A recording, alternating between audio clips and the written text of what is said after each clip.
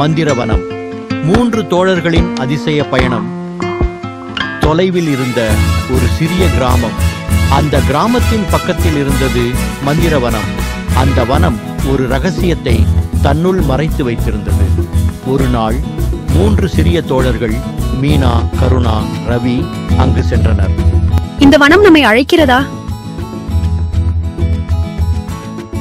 நாமே வெறுமனே சுத்தி பார்க்கலாமா? வந்தாச்சு, எதையாவது பார்த்து வருவோமே. அவர்கள் வனத்தின் உள்ளே நுழைந்தார்கள். துளிர் முளைத்த மரங்கள், மந்தார பூக்கள், வாசனை மிக்க சுகந்த காற்று எல்லாம் அவர்கள் மனதை இனம் புரியாத மகிழ்ச்சியால் நிரப்பியது. வனத்தின் நடுவில் ஒரு பெரிய பழமரத்தின் கீழ் ஒளிரும் பளிங்கு கல் இருந்தது. இந்த கல் ஏன் இப்படி ஒளிர்கிறது? கல்லே, உன் ரகசியம் என்ன? அந்த கல் திடீரென புயல் போன்ற ஒளியுடன் பேச ஆரம்பித்தது. நான் மந்திரக்கல். யாராவது என்னை தொட்டால் அவருக்கு ஒரு சிறப்பான அருளுடன் ஒரு சோதனையும் கிடைக்கும்.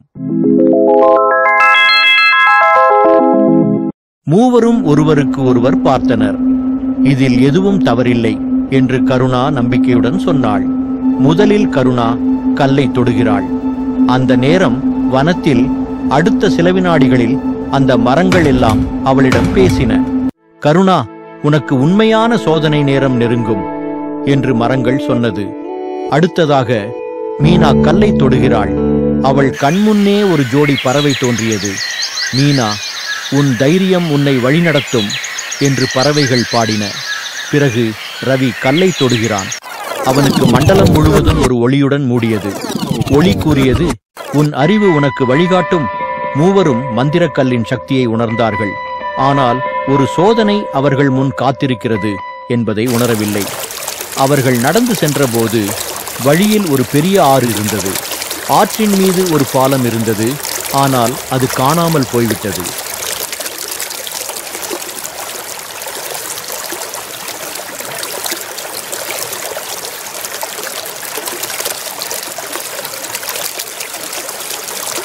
இதுவும் சோதனைதான்.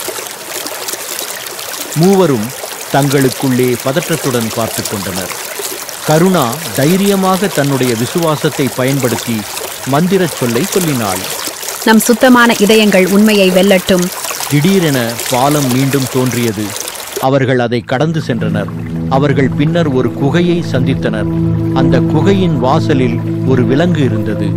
அது மிகவும் பயமுறுத்தியது. நம் பயம் நம்மை சோதிக்கிறது. எங்களுடைய மன வலிமை இங்கு தேவை. விலங்கு சமாதானமாக இடத்தை விட்டு சென்றது. இறுதியாக அவர்கள் ஒரு பெரிய மாளிகையை அடைந்தனர். அந்த மாளிகையின் உள்ளே ஒரு தங்கப்பெட்டி இருந்தது.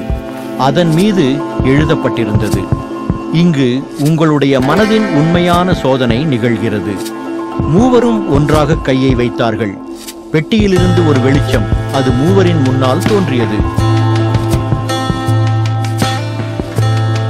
நீங்க நம்பிக்கை, தைரியம், அறிவு கொண்டு எல்லா சோதனைகளையும் கடந்தீர்கள்.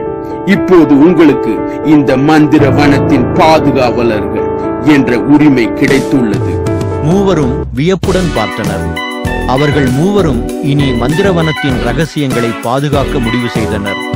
நம் பயணமே நமக்கு உண்மை தந்தது. அந்த நாள் முதல் மூவரும் அந்த மந்திரவனத்தின் உண்மையான நண்பர்களாக இருந்தனர். அவர்களது நம்பிக்கை மற்றும் ஒற்றுமை மந்திரவனத்தின் சுவாசமாக மாறியது. உண்மையான நம்பிக்கையும் தைரியமும் வாழ்க்கையின் எந்த சோதனையையும் தாண்ட முடியும்.